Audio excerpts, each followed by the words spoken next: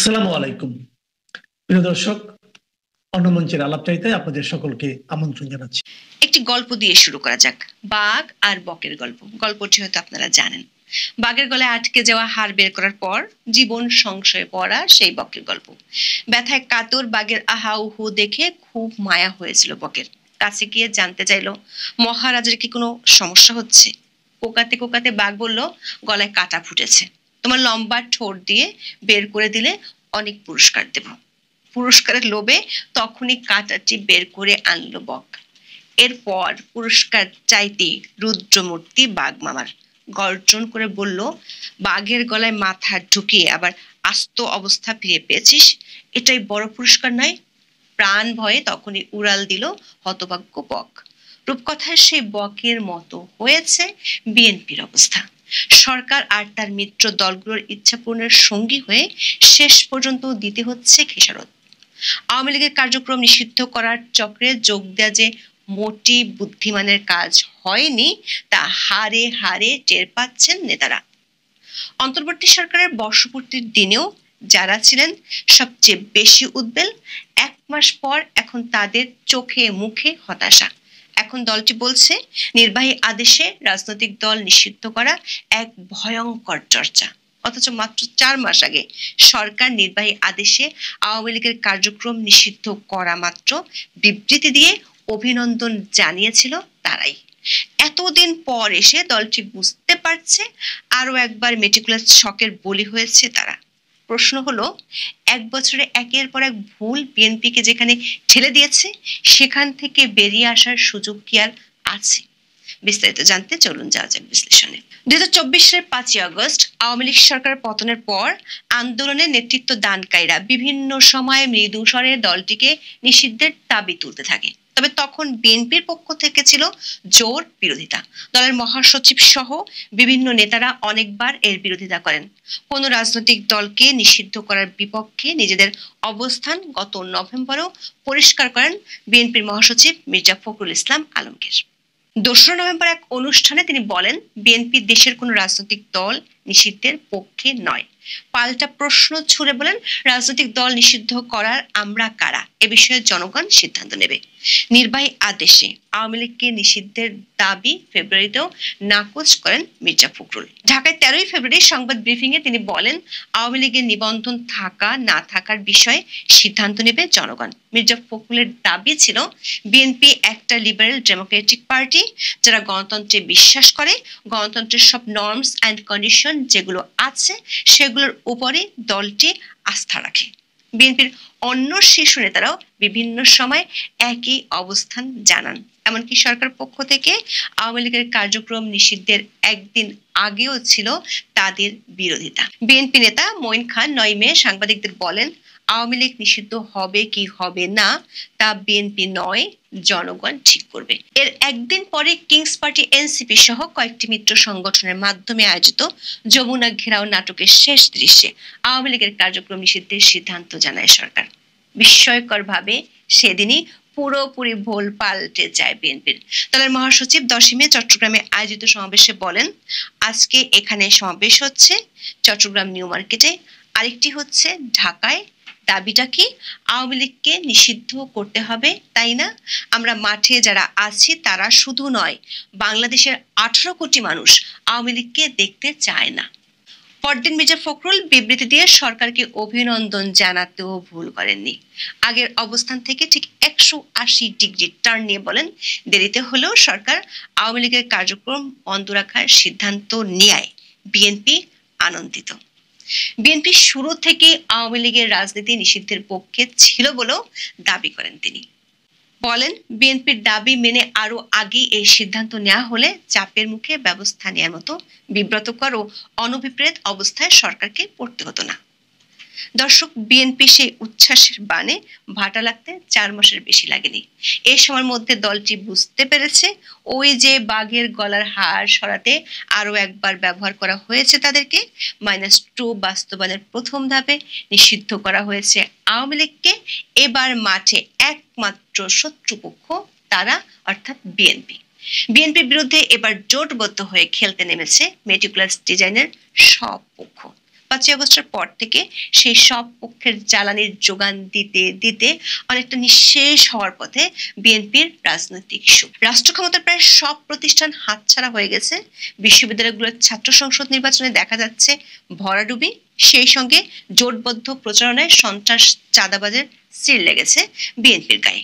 5ই আগস্টের পর থেকে বিএনপি আনুষ্ঠানিকভাবে আওয়ামী লীগ নিষিদ্ধের বিরোধিতা করলেও মাঠে দলটিকে দমনে বিএনপি নেতাকর্মীরা ছিলেন সবচেয়ে বেশি তৎপর। এমনকি ধানমন্ডি 32 ভাঙার ক্ষেত্রেও বিএনপি নেতাকর্মীদের সক্রিয়তা ছিল চোখে পড়ার মতো। দেশ জুড়ে আওয়ামী লীগের নেতাকর্মীদের বাড়িঘরে হামলা, মারধর এবং গণমামলা করায় বেশি নাম এসেছে তাদের। আদালতে মব সন্ত্রাসে জড়িয়ে পড়েছেন বিএনপি সমর্থক আইনজীবীরা। সবশেষ 15ই আগস্ট ধানমন্ডি 32-এ অবস্থান নিয়ে তারেক ভাই কথা দিলাম 32 নাম্বার দখলে নিলাম, সেই স্লোগান দর্শক নিশ্চয়ই আপনাদের মনে আছে। আর এসব ঘটনায় সুবিধা করে দিয়েছে তাদের এখনকার প্রধান প্রতিপক্ষ জামাতকে। সারা দেশে কোণঠাসা আওয়ামী লীগ নেতাকর্মীদের সঙ্গে ঘনিষ্ঠতা বাড়ানোর কৌশল নিচ্ছে জামাত ইসলামী। এমনকি জাকসু নির্বাচনেও এর কিছুটা প্রভাব পড়েছে বলে রয়েছে আলোচনা। বিপরীতে রাজনৈতিকভাবে এখন প্রায় বন্ধুহীন বিএনপি। আগামী ফেব্রুয়ারি নির্বাচন নিয়েও তেমন কোনো আশা দেখছে না দলের নেতারা। প্রো ইসলামী আর বাংলাদেশের জাতীয়তাবাদ ঘরানার ভোটের একটা বিরাট অংশ এতদিন বিএনপির বাক্সে পড়ত। কিন্তু জামাত ইসলামী সহ 9টি দল যাদের ভোট ব্যাংক একই, তারা মাঠে নামছে বিএনপিকে ঠেকাতে। লন্ডন বৈঠকে বিএনপির সাথে অধ্যাপক ইউনূসের যে সমঝোতা হয়েছিল, শেষ সমঝোতার বৃক্ষটিকে কেটে ফালা ফালা করতে চায় এই 9টি দল। সেই ফালা ফালা করার কর্মসূচির একটি দাবি হলো জাতীয় পার্টি সহ 14 দলকে নিষিদ্ধ করতে হবে। এমন যুগপৎ দাবির পর বিএনপির ঊর্ধ্বতন মহলের মিটিংয়ে এক সদস্য রীতিমতো বাঘের মুখ থেকে বকের হাড় বের করে আনার গল্পটি বলে বসলেন। দলগুলো নিষিদ্ধ হলে যে বিএনপি মাঝ সমুদ্রে বড্ড একা হয়ে যাবে সেটি পরিষ্কার করতে সময় নেননি সালাউদ্দিন আহমেদ। 16 সেপ্টেম্বর তিনি সাংবাদিকদের বলেছেন, আওয়ামী লীগের নেতৃত্বে 2024 সালের 7ই জানুয়ারি যে নির্বাচন হয়েছে তাতে সম্ভবত 28টি নিবন্ধিত রাজনৈতিক দল অংশ নিয়েছিল। তাহলে স্বৈরাচারের দোসর হিসেবে, ফ্যাসিবাদের দোসর হিসেবে নিষিদ্ধ চাইতে হলে তো 28টি দলের রাজনৈতিক কর্মকাণ্ড বা দলকে নিষিদ্ধ করতে হবে। তাহলে নির্বাচনটা কাদেরকে নিয়ে হবে? জামাত সহ ধর্মভিত্তিক দলগুলোর কাছে খবর হলো বিএনপি জাতীয় পার্টির মাধ্যমে নির্বাচনে গেম খেলতে চেয়েছিল। সে গেম ঠেকাতে বিএনপির বিরুদ্ধে উল্টো বাজিমাতের চাল দিয়ে বসেছে জামাত সহ 9টি দল। তাতে বিএনপির আফসোস বাড়ছে অতীতের ভুলের জন্য। ভয়াবহ এমন বিপর্যয়ের মুখে আওয়ামী লীগকে নিষিদ্ধের ফাঁদে পা দেওয়ার ভুল ভালোভাবে অনুভব করছে বিএনপি। দলের স্থায়ী কমিটির সদস্য সালাউদ্দিন আহমেদ এবার বিষয়টি খোলা মেলা স্বীকার করে দিলেন। বলে নির্বাহী আদেশে রাজনৈতিক দল নিষিদ্ধের চাওয়া এক ভয়ঙ্কর চর্চা। তিনি দাবি করেছেন বিএনপি আগেও এই বিষয়ে তাদের বক্তব্য পরিষ্কার করেছে। নির্বাহী আদেশে কোনো রাজনৈতিক দলের কর্মকাণ্ড বা কোনো রাজনৈতিক দলকে নিষিদ্ধ ঘোষণা করা বিএনপি সমর্থন করে না। অথচ মেতে যখন সন্ত্রাস দমন আইনের ধারা সংশোধন করে আওয়ামী লীগকে নিষিদ্ধ করছিল, তখন দলটির মহাসচিব সরকারকে অভিনন্দন জানিয়েছিলেন। বিএনপি এখন দল নিষিদ্ধের জন্য বিকল্প পথ বাতলে দিয়েছেন। সালাউদ্দিন আহমেদ বলেছেন, দল নিষিদ্ধের ব্যাপারে আদালতকে সিদ্ধান্ত নিতে দিন। বিচারিক প্রক্রিয়ার মাধ্যমে যদি সেটা নির্ধারিত হয়, সেটা নির্বাচন কমিশন মানতে বাধ্য। এছাড়া অন্য যে কোনো প্রক্রিয়ায় নির্বাহী আদেশের মধ্য দিয়ে যদি আমরা রাজনৈতিক দল নিষিদ্ধ চাই, তাহলে সেটা হবে একটা ভয়ঙ্কর চর্চা। দর্শক, জামাতের নিষেধাজ্ঞার ব্যাপারে আদালতের অবজারভেশন ছিল দল নিষিদ্ধের বিষয়টি আদালতে নিয়ে যাওয়া ঠিক না। এমনকি গত বছর আওয়ামী লীগ সহ 14 দলকে নিষিদ্ধের জন্য হাসনাত সার্জিস সহ 3 সমন্বয়ক আদালতে রিট করেছিলেন। তখন অ্যাটর্নি জেনারেল বলেছিলেন দল নিষিদ্ধের ব্যাপারে এ ধরনের রিট করা বিধি সম্মত নয়। যদিও আওয়ামী লীগকে নিষিদ্ধের বিষয়ে পরে বিএনপির মতোই অ্যাটর্নি জেনারেল বল পাল্টিয়েছিলেন। দর্শক, সালাউদ্দিন আহমেদের কথায় মনে পড়ে যাচ্ছে বাংলার একটি প্রবচন, সেই তো নদ খসালি তবে কেন লোক হাসালি। দর্শক, লোক হাসানোর চেয়েও সামনের মারাত্মক বিপদ টের পাচ্ছে বিএনপি। এতদিন ফেব্রুয়ারিতে নির্বাচনের মূলা নিয়ে উচ্ছ্বাস থাকলেও সেই নির্বাচন আদৌ হবে কি না তা নিয়ে সংশয় বাড়ছে। সে সংশয় নিয়ে রাগ ঢাক রাখেননি বিএনপি নেতা সালাউদ্দিন আহমেদ। জামাত এবং তাদের মিত্রদের ইঙ্গিত করে তিনি বলেন, এই দেশে যারা রাজনৈতিক দলগুলো নিষিদ্ধ ঘোষণা করতে চাচ্ছে তারা যদি পরে বলে যে আমরাও নির্বাচন করব না, তাহলে কি এদেশে নির্বাচন হবে? উদ্দেশ্য ভিন্ন হতে পারে। তাদের এই দাবির পিছনে নিজেদের অতিরিক্ত সুবিধা সৃষ্টির জন্য হয়তো বা তারা আরো অনেক রাজনৈতিক দলের নিষিদ্ধ কামনা করতে পারে। এই বক্তব্য থেকে পরিষ্কার, মাঠের রাজনীতিতে এখন পুরোপুরি একলা বিএনপি। তাদের আশঙ্কা জামাত এবং মিত্র দলগুলো নির্বাচন বানচালের জন্য শেষ পর্যন্ত ভোট বর্জনের ঘোষণা দিতে পারে। সেক্ষেত্রে ফেব্রুয়ারিতে নির্বাচনের স্বপ্ন অধরাই থেকে যাবে বিএনপির। নির্বাহী আদেশে আওয়ামী লীগের কার্যক্রম নিষিদ্ধ করার পর অভিনন্দন জানানো বিএনপি এখন নিজের জিবে কামড় দিচ্ছে, বলছে এভাবে দল নিষিদ্ধ করার সুযোগ থাকা উচিত নয়। আবার ফিরে যাই রূপকথার সেই গল্পে। বাঘের গলা থেকে একে একে হাড় বের করে এখন বকেরই বাঘের পেটে যাওয়ার দশা। প্রশ্ন হলো, রূপকথার বকটি কি পালিয়ে বাঁচবে, নাকি বাঘবন্দি করার জন্য কোনো কৌশল খুঁজে বের করতে সক্ষম হবে?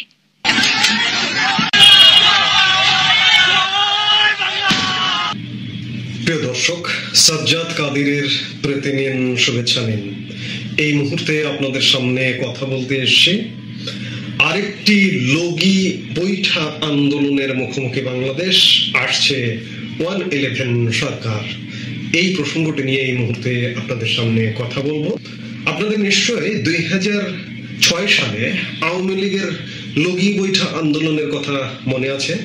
লগি বৈঠা আন্দোলন বা লগি বৈঠা র্যালি হলো 2006 সালের 28 অক্টোবর তৎকালীন বিরোধী দল আওয়ামী লীগ সভানেত্রী কর্তৃক আহ্বায়িত একটি রাজনৈতিক সমাবেশ, যা তৎকালীন তত্ত্বাবধায়ক সরকারের গৃহীত কিছু অভিযুক্ত সিদ্ধান্তের কারণে সংগঠিত হয়। এই লগি বৈঠা আন্দোলনটি ছিল 2006-08 সময়কালে বাংলাদেশের রাজনৈতিক সংকটের একটি অংশ। আপনারা ইতিমধ্যে খেয়াল করেছেন, আওয়ামী লীগ প্রধান শেখ হাসিনা ইতিমধ্যেই যার যা কিছু আছে তাই নিয়ে প্রতিরোধ গড়বার আহ্বান জানিয়েছেন এক বক্তব্যে গতকালকে। কাজেই শুরু হয়ে গেছে। আপনি দেখছেন যে বাংলাদেশের বিভিন্ন জায়গায় ইতিমধ্যে বিচ্ছিন্ন ঘটনা কিন্তু ঘটা শুরু হয়ে গেছে। গতকালকে ফরিদপুরের ভাঙ্গায় দেখলেন কি ঘটলো, কিংবা আজকে নারায়ণগঞ্জের ফতুল্লায় আওয়ামী লীগের মিছিলে বিএনপির বাধা, বিএনপি কর্মীদেরকে গণধোলায় দিয়েছে আওয়ামী লীগ। এবং আজকে রাজধানী ঢাকার শ্যামলীতে আওয়ামী লীগের মিছিল, সেই মিছিলে বিএনপি বাধা দিতে গেলে তাদেরকে ধাওয়া দিয়েছে, বিএনপির কর্মীরা পালিয়ে গেছে। এমনকি পুলিশের কাছ থেকে, পুলিশ মিছিল থেকে শ্যামলীতে অ্যারেস্ট করতে গেলে পুলিশের কাছ থেকে ছিনিয়ে নেবার মতো ঘটনা ঘটছে। এই ভিন্ন ভিন্ন বিচ্ছিন্ন ঘটনাগুলো এক হয়ে যাবে খুব শীঘ্রই সেটি। এবং আজকে বাগেরহাটে, রাজধানীর বাইরেও বিভিন্ন জায়গায় এমনটা হয়েছে। নির্বাচনী সীমানা পুনর্নির্ধারণের প্রতিবাদে বাগেরহাটে মিছিল সমাবেশ হয়েছে। গতকালকে তো ভাঙ্গা দেখেছেন, এমনটা বিভিন্ন জায়গায় হচ্ছে।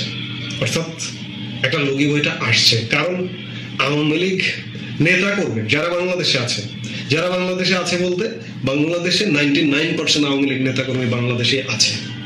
কিছু চিহ্নিত দেশের বাইরে চলে গেছে, তাদের কথা আলাদা। কিন্তু বাংলাদেশে আওয়ামী লীগ নেতা কর্মীদের বাঁচতে হলে যুদ্ধ করতে হবে, এটি ইতিমধ্যেই তারা বুঝে গেছে। এবং যুদ্ধ, খন্ড খন্ড যুদ্ধ ইতিমধ্যে শুরু হয়ে গেছে। এবং দিন যত যাবে এটি আরো তীব্র থেকে তীব্রতর হবে, সেই আলামত চারপাশে স্পষ্ট। এই আলামত থেকে সরকারের ভেতরেও কিন্তু যদিও আপনি দেখেন যে সরকার তো চলছে, সরকার তো নড়চড় করছে না, সরকার চলছে, কিন্তু ভেতরে একটা ভয়ও কাজ করছে। আমরা যে ভাবি যে সরকারকে ভয় পায় না, প্রবল প্রতাপশালীও বানের জলের মতো ভেসে যায়, অথচ ইউনূস সরকার বা ইউনূস সরকারের পরিষদে যারা আছে তারা কি ভয় পায় না? অবশ্যই ভয় পায়। তারা এটি অন্ততপক্ষে বোঝে যে এই পরিস্থিতিটা যদি চেঞ্জ হয় তাহলে কি হবে। শুধু সরকার না, সরকারের সহযোগী যে রাজনৈতিক দলগুলো এই মুহূর্তে আছে তারাও কিন্তু ভয় পায়। গতকালকের একটা ফেসবুক স্ট্যাটাস এই সরকারের 79 জন রাজনৈতিক দলের একটি নেতা ফেসবুক স্ট্যাটাস আমার চোখে পড়লো। যার কারণে আমি সেটাও আপনাদের সাথে একটু শেয়ার করতে চাই যে ভিপি নূরের রাজনৈতিক দল গণ অধিকার পরিষদের সাধারণ সম্পাদক রাশেদ খান ফেসবুকে একটি স্ট্যাটাস দিয়েছেন। তিনি সেখানে লিখেছেন, ডক্টর মোহাম্মদ ইউনূস স্যারের সমালোচনা আমিও করেছি, সামনেও করব, কিন্তু তাকে দায়িত্ব থেকে সরিয়ে কিংবা অন্তর্বর্তীকালীন সরকার ভেঙে দিয়ে তত্ত্বাবধায়ক সরকার গঠনের পক্ষে আমি নই। এর কারণ হলো নতুন করে নির্বাচনকালীন তত্ত্বাবধায়ক সরকার গঠন করতে গেলে গণ অভ্যুত্থানের অংশীদার রাজনৈতিক দলগুলো ঐকমত্যে পৌঁছাতে পারবে না, বরং বিভাজন বাড়বে। সেই সুযোগে বাংলাদেশে আরেকটি ১-১১ নেমে আসবে। সেক্ষেত্রে গণ অভ্যুত্থান পরবর্তী সরকারে অংশ নেওয়ার অপরাধে ডক্টর মোহাম্মদ ইউনূস সহ সকল উপদেষ্টাদের গ্রেপ্তার করা হবে। গণ অভ্যুত্থানের শক্তিগুলো বিভাজিত হওয়ার কারণে ১-১১ সম্ভাবনা বাড়ছে। আমার কাছে মনে হচ্ছে বিদেশি একটা এজেন্সি গণ অভ্যুত্থানের শক্তিগুলোর সম্পর্ক বিনষ্ট করতে কাজ করছে। হয়তো দলগুলো তা বুঝতে পারছে না। দেশ ও জনগণকে বাঁচাতে আমাদের ঐক্যবদ্ধ থেকে অন্তর্বর্তীকালীন সরকারকে সহযোগিতার বিকল্প নেই। ডক্টর মোহাম্মদ ইউনূস ব্যর্থ হলে পুরো বাংলাদেশের স্বপ্ন বিনষ্ট হবে। ইউনূস গত 14 মাসে পুরোপুরি ব্যর্থতায় পর্যবেসিত হয়েছে। এটি প্রথমত ডক্টর ইউনূস আসলে বাংলাদেশে একটা বিভাজন তৈরি করেছেন। তিনি ক্ষমতা নিয়েছেন, নিয়ে তিনি যদি সবাইকে নিয়ে একসাথে কাজ করতেন, একসাথে কাজ করে নির্বাচনের পথে এগিয়ে যেতেন, তাহলে আজকে যে লগি বৈঠার প্রশ্ন আসছে কিংবা 111 সরকারের প্রশ্ন আসছে, এগুলো আসতো না। গর্তটা তো তিনি নিজেই খুঁজেছেন। গর্ত খোঁড়ার পরে আজকে এই প্রশ্নগুলো আসছে। কারণটা হচ্ছে যে দেখুন, আওয়ামী লীগকে আপনি বাদ দিয়েছেন, কার্যক্রম বন্ধ করেছেন, এটি একটা আপনাদের ভুল সিদ্ধান্ত। এটি আপনাদের এই 111 আসবার জন্য একটা বড় গর্ত। কারণ আওয়ামী লীগকে কেন বাদ দেবেন? আওয়ামী লীগের দুর্বৃত্ত থাকলে তাদেরকে ধরুন, তাদেরকে অ্যারেস্ট করুন। অতীতের আমরা এই বিশেষ ধরনের সরকার 111 সরকার দেখেছি, কিংবা আমাদের সংবিধানের 3 মাসের তত্ত্বাবধায়ক সরকার দেখেছি। কোথাও কি কোনো রাজনৈতিক দলকে তারা বাদ দিয়েছে? বাদ দেয়নি। দুর্বৃত্তদের অ্যারেস্ট করেছে। আওয়ামী লীগের দুর্বৃত্তদের অ্যারেস্ট করুন, বিএনপির দুর্বৃত্তদের অ্যারেস্ট করুন। এই যে নতুন উদাহরণ তো তৈরি হলো সামনে, নেপালের সুশীলা কার্কি সরকার কোন রাজনৈতিক দলকে কি বাদ দেবার কথা বলেছে? বলেনি। যেরকম নেপাল ভুল করবে না, 6 মাসের একটা সময় নিয়েছে, 6 মাসের মধ্যে নির্বাচন দিয়ে চলে যাবে। কিন্তু ডক্টর ইউনূস সরকারের নির্বাচন নিয়ে দোদুল্যমানতা আছে এবং চারিদিকে গণ অসন্তোষ বাড়ছে এবং সরকার বিদায় নিতে বাধ্য হবে, সংকটে পড়বে এবং একটা 111 সরকার আসবে। এবং রাশেদ খান যেটি বলেছেন যে গণ অভ্যুত্থান পরবর্তী সরকারে অংশ হওয়ার জন্য সংবিধান লঙ্ঘন করে, এবং এই যে সরকারটা চলছে প্রতিনিয়ত সংবিধান লঙ্ঘন করছে, অ্যারেস্ট হবে, অ্যারেস্ট হয়ে বিচারের মুখোমুখি হবে। ডক্টর ইউনূস নিজেই নিজের গর্ত করে সেদিকেই যাচ্ছে। ডক্টর ইউনূস অ্যারেস্ট হতেন না, কিংবা ইউনূস পরিষদের কেউই অ্যারেস্ট হতেন না যদি আওয়ামী লীগকে, এই দলকে, সেই দলকে, জাতীয় পার্টিকে নিষিদ্ধ, আওয়ামী লীগকে নিষিদ্ধ, 14 দলকে নিষিদ্ধ, এগুলো কি দল কি দোষ করেছে? এই কথাগুলো বারবার বলছে, আবারও রিপিট করছে। আজকে ভয় ভীতি তৈরি হচ্ছে বলেই এই গণ অভ্যুত্থানের অংশীজন, এই সরকারের অংশীজন রাশেদ খানরা আশঙ্কা প্রকাশ করছেন ফেসবুকে স্ট্যাটাস দিয়ে। এই স্ট্যাটাস গুলো কেন আসছে? সেই আলামত গুলো সুস্পষ্ট। 111 আসে এই জন্য, যার ধরুন আজকে স্ট্যাটাস বের হচ্ছে। এখন দেখার বিষয় যে সেটি কবে হয়। ইতিমধ্যে গুছিয়ে উঠছে, ইতিমধ্যে সংগঠিত হচ্ছে চারদিকে। যে কোনো সময় একটা গণ অভ্যুত্থান ঘটবে, আবার একটা পাল্টা গণ অভ্যুত্থান ঘটে ইউনূস সরকারের পতন হবে। ইউনূস সরকার নির্বাচন করে যেতে পারবে না। আগে শতবার বলেছি, আরো শতবার বলবো, পারবে না। 111 সরকার আসবে এবং ইউনূস সরকারের পরিষদের লোকজন অ্যারেস্ট হবে, সেদিকেই যাচ্ছে। কিন্তু এখনো সময় আছে ইউনূস সরকারের সংশোধন হবার। এই যে আওয়ামী লীগের নিষেধাজ্ঞা উঠিয়ে নিয়ে তাদেরকে রাজনীতি করতে দেন। আমি আজকেও একটা ভিডিওতে হয়তো বলেছি, রাজনীতি করতে দেন এবং যারা দুর্বৃত্ত আছে তাদেরকে ধরুন, যারা চিহ্নিত তাদেরকে ধরুন, বিএনপির চিহ্নিত ধরুন। বিএনপি নেতাকে দেখলে আপনি স্যার বলে উঠে যাচ্ছেন, কোলাকুলি করছেন। এই যে গত পরশু একটা ঘটনা ঘটেছে, স্বরাষ্ট্র উপদেষ্টা জাহাঙ্গীর আলম চৌধুরী, বিএনপির একজন নেতা, যিনি সাবেক স্বরাষ্ট্র মন্ত্রী ছিলেন, সাজাপ্রাপ্ত আসামি ছিলেন, ইউনূস সরকারের বদৌলতে তিনি খালাস পেয়েছেন। তিনি তার মন্ত্রণালয়ে গেছেন, তাকে দেখে স্যার স্যার বলে সালাম দিয়ে উঠে পড়ছেন।